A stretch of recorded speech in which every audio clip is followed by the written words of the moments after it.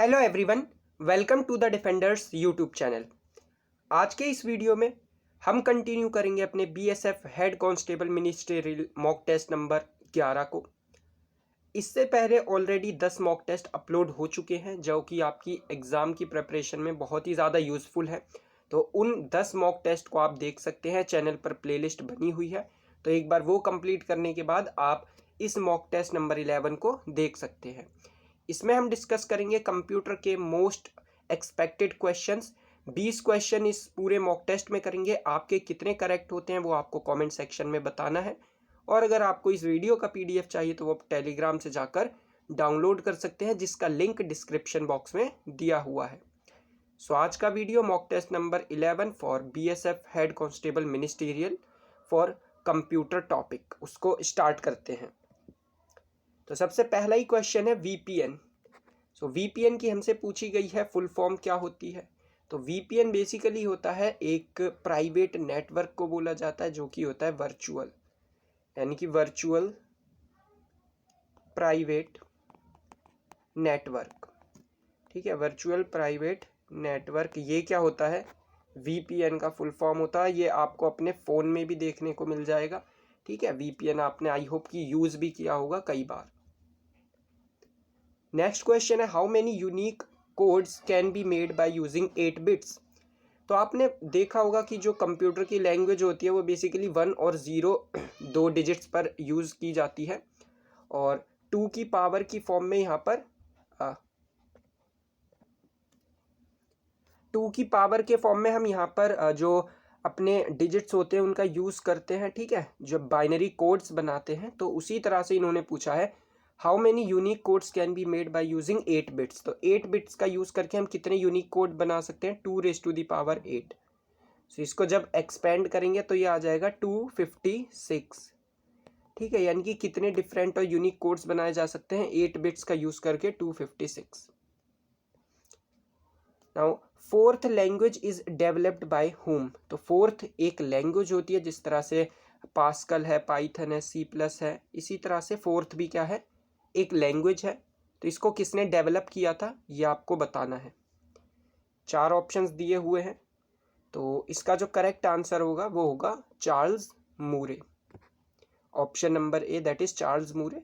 वहीं अगर टी.बी. ली की बात की जाती है तो इन्होंने, आपको पता होगा, WWW की बेसिकली इसको फाउंड किया था, जिसका मतलब क्या होता है, वर्ल्ड वाइड वेब। ठीक है, तो WWW किसने खोजा था, टिम बर्नर्स ली ने। Default Windows task bar. So इसमें हमें बताना है डिफ़ॉल्ट विंडोज़ टास्क बार का पोजीशन क्या होता है कंप्यूटर के अंदर। तो विंडोज़ टास्क बार होता है बेसिकली जो नीचे आपको वो एक इस तरह से फंक्शन दिखता है ना, जैसे मान लेते हैं जैसे ये स्क्रीन है, तो ये वाला जो आपको मेरी स्क्रीन के ऊपर ये जो दिख रहा है सारे फंक्शंस, इसी तरह से कंप्यूटर में भी जो एक नीचे की तरफ एक इस तरह से टास्क बार रहता है, यहाँ पर विंडोज़ का निशान लगा रहता है। यहाँ जितने भी फंक्शंस आपके चल रहे हैं, जितने भी सॉफ्टवेयर आप यूज़ कर रहे हो, ठीक है, वो सारे के सारे यहाँ पर दिखाता है। तो वो जनरली किसी भी कंप्यूटर में, लैपटॉप में, वो विंडोज़ टास्क बार कहाँ पर होता है, बॉटम ऑफ द स्क्रीन। तो आंसर क्या आएगा इसका, option number A, that is bottom of the screen. ठीक है, जो डिफ़ॉल्ट होकर आता है सभी कंप्यूटर्स में।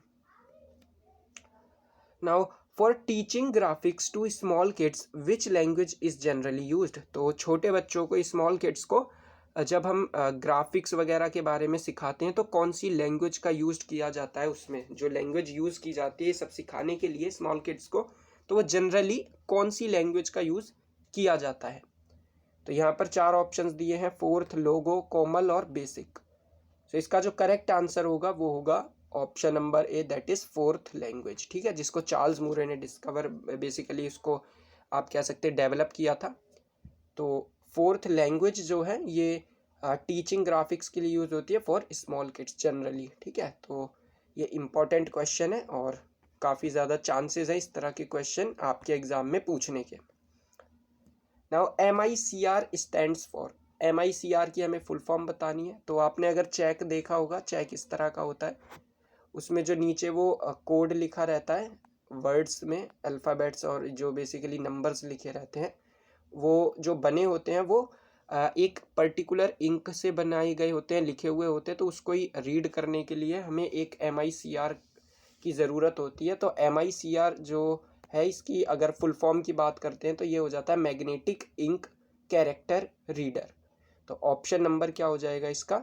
Option number B, that is magnetic ink character reader क्या होगा इसका करेक्ट आंसर। इसमें से हमें बताना है कौन सा एक वायरस नहीं है, नॉट अ वायरस। तो स्नोबॉल लिखा है, डार्क एवेंजर, ब्लडी या फिर सी ब्रेन। तो इनमें से 3 तो एक तरह के वायरस हैं। वायरस आपको पता ही होना चाहिए, जो कि कंप्यूटर के एप्लीकेशन सॉफ्टवेयर को हार्म करता है और जो अलग अलग एप्लीकेशन है उनको ठीक से प्रॉपरली वर्क नहीं करने देता। ठीक है, वायरस वही होता है। उसके लिए हम एंटीवायरस का यूज़ करते हैं, जो कि अपने कंप्यूटर्स या फिर जो अपने ये फ़ोन होते हैं इसके अंदर हम उनको इंस्टॉल करते हैं।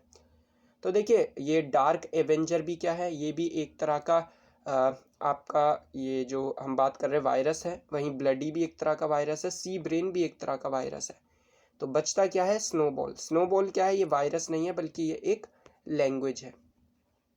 ठीक है, ये क्या है? एक लैंग्वेज जो कि यूज़ की जाती है कंप्यूटर के अंदर। देन नेक्स्ट क्वेश्चन है अपना फुल फॉर्म ऑफ वायरस। तो अब यहाँ पर वायरस की फुल फॉर्म पूछ ली गई है, तो वायरस की फुल फॉर्म क्या होती है ये भी आपको पता होना चाहिए, क्योंकि फुल फॉर्म से रिलेटेड क्वेश्चन बहुत ज़्यादा चांसेस हैं कि आपके एग्जाम में पूछ ले जाएं। ठीक है, तो आपको जितनी भी इंपॉर्टेंट फुल फॉर्म्स है कंप्यूटर से रिलेटेड सभी की अच्छे से याद होनी चाहिए कि किस पर्टिकुलर अल्फ़ाबेट का मतलब क्या होता है।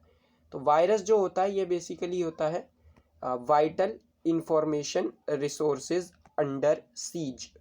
तो ऑप्शन नंबर क्या होगा इसका? Option number A, that is vital information resources under seize. ये क्या होता है? वायरस का फुल फॉर्म होता है। Now India's first computer is, India का पहला कंप्यूटर कौन सा था? तो देखिए, इसमें आपको इंटरनेट पर कई जगह पर कंफ्यूजन मिल सकती है ये दो ऑप्शंस को लेकर।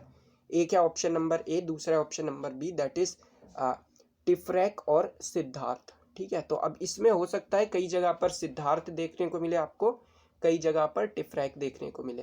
ठीक है, तो इन दोनों में से कोई भी ऑप्शन हो सकता है। अगर दोनों ऑप्शन में दिए जाते हैं तो आपको ऑप्शन नंबर ए यानी कि TIFRAC को टिक करके आना है, और अगर ये ऑप्शन में ना हो तो सिद्धार्थ को आपको टिक करना है ऑप्शन के अंदर।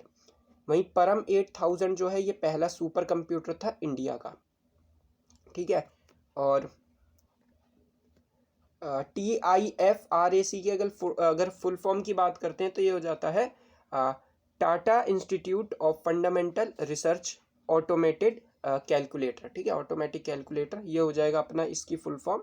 वहीं परम 8000 मैंने बता दिया, और सिद्धार्थ भी। तो अगर TIFRAC नहीं मिलता है तो आपको सिद्धार्थ को क्लिक करना है, और अगर दोनों होते हैं तो आपको ये टिफ्रैक के साथ ही जाना है। नाउ USB स्टैंड्स फॉर, तो USB किसके लिए स्टैंड करता है? बेसिकली USB का फुल फॉर्म बताना, या आपने देखा भी होगा जो आपके चार्जर्स वगैरह होते हैं, लीड होती है, या कहीं पर भी जब आप एक कंप्यूटर से दूसरे कंप्यूटर में कोई फाइल, कोई एप्लीकेशन इंस्टॉल करते हैं, एक दूसरे को शेयर करते हैं, तो इसका यूज़ किया जाता है। तो USB जो होता है ये स्टैंड करता है किसके लिए? यूनिवर्सल सीरियल बस। ठीक है, तो ये इसकी फुल फॉर्म है USB की, यूनिवर्सल सीरियल बस। Now control plus Z is shortcut की इन वर्ड। तो MS वर्ड जो होता है एप्लीकेशन सॉफ्टवेयर है, तो इसमें कंट्रोल प्लस जेड ये शॉर्टकट की है, किसके लिए यूज़ की जाती है? तो देखिए, ये शॉर्टकट की यूज़ की जाती है कंट्रोल प्लस जेड अंडू करने के लिए। ठीक है, कोई एक्शन आपने सपोज कर दिया है, अब मान लीजिए जैसे मैंने यहाँ पर एक लाइन क्रिएट कर दी है, अब मैं क्या करना चाहता हूँ, इसको मिटाना चाहता हूँ, तो ये क्या कहलाएगा? अंडू। ठीक है, तो ऐसे ही अगर इसको कोई भी हमने टाइप कर दिया MS वर्ड के अंदर, हम उसको हटाना चाहते हैं तो हम कंट्रोल प्लस जेड दबाकर उसको अंडू कर सकते हैं। ठीक है, वहीं रीडू किसको कहा जाता है? तो रीडू होता है कंट्रोल प्लस में Y। ठीक है, ऐसे आप रीडू कर सकते हैं, यानी कि जो चीज़ आपने मिटा दिया उसको वापस लाना चाहते हैं तो आप कंट्रोल प्लस Y को यूज़ करके रीडू कर सकते हैं। ठीक है, वहीं अगर कट और पेस्ट की बात करें तो कट कैसे किया जाता है? कंट्रोल प्लस में X से कट किया जाता है। वहीं पेस्ट कैसे होता है? कंट्रोल प्लस में V। तो इससे आप पेस्ट कर सकते हैं, इससे किसी भी चीज़ को आप कहीं से कट करके कट, कॉपी एंड पेस्ट कर सकते हैं। अब स्पेलिंग चेक किस तरह से की जाती है वर्ड के अंदर, MS वर्ड के अंदर आपको स्पेलिंग चेक करनी है अपने डॉक्यूमेंट के अंदर, तो किस बटन से या किस शॉर्टकट की से हम इसका यूज़ करते हैं जिससे कि हम पता लगा सके कि कहाँ कहाँ पर स्पेलिंग मिस्टेक्स हैं। तो ये किया जाता है option number B, that is alt plus F7, यानी कि ऑल्ट प्लस में F7 जब आप दबाते हैं तो जितनी भी आपकी मिस्टेक्स हो रखी होंगी वो सारी की सारी आपको पता चल जाती हैं उस MS वर्ड डॉक्यूमेंट के अंदर।